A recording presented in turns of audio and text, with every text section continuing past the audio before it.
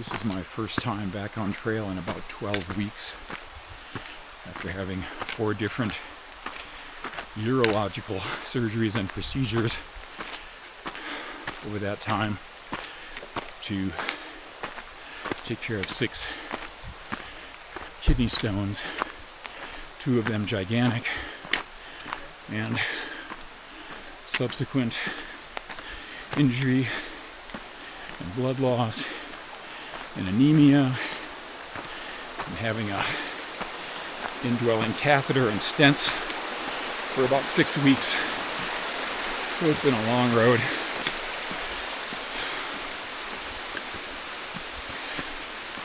I've also had a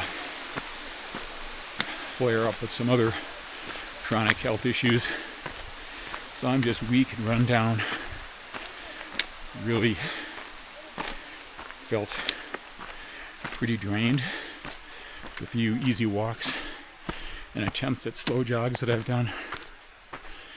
But it's time to know whether I have any chance of doing the Wonderland Trail in Washington in just about 5 weeks from now or not. Maybe it's less than that even. I got a feeling that there's not much hope at this point.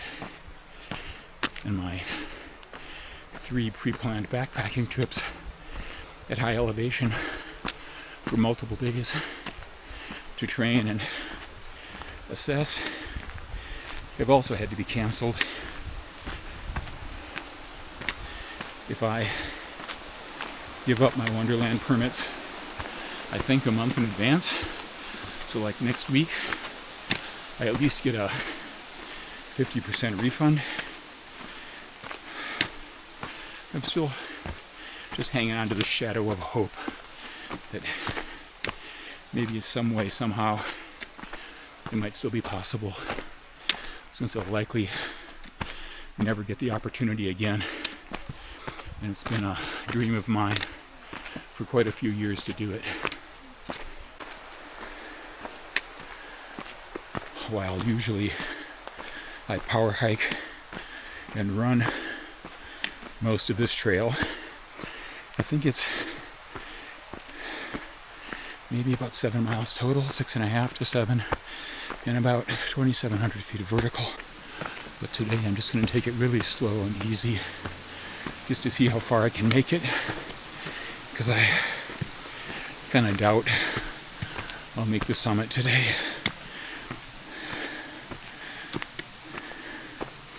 You never know. Just how I'm breathing already at this slow pace. It's going to be a disappointing day, I think.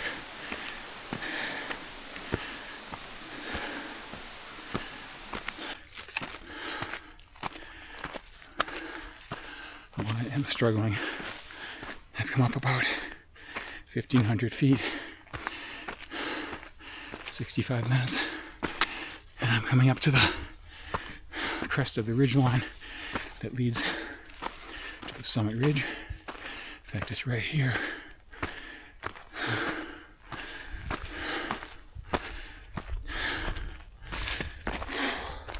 And I think I'm going to call it here. I'm probably 35 or 40 minutes from the summit, but my legs are feeling floppy and hard to control, and I'm gasping. Really, the worst I've felt on this route, maybe ever. I am fasted today, and I fasted 22 hours yesterday.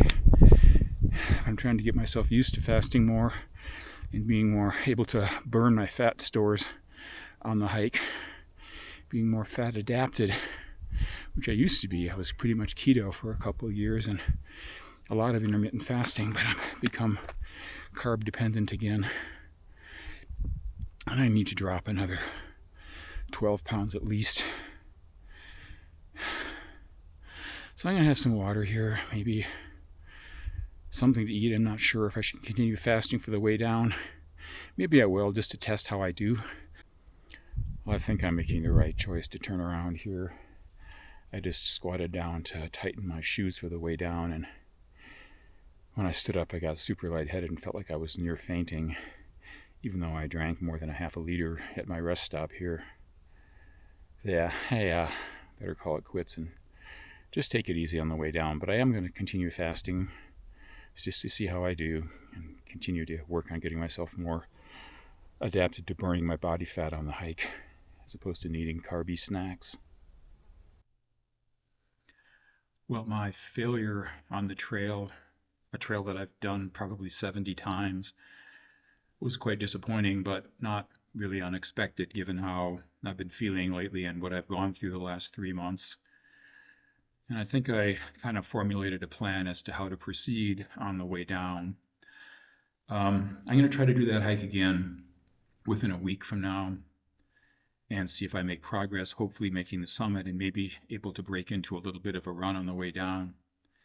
And if that happens, then I think I will proceed to train and try to increase my efforts to lose more weight and just sacrifice my option for any kind of a refund on the permit for the Wonderland Trail and just keep working at it, and then try to do a overnight backpack with significant elevation gain, and maybe even have enough time for a couple nights at elevation to really see if I can do it.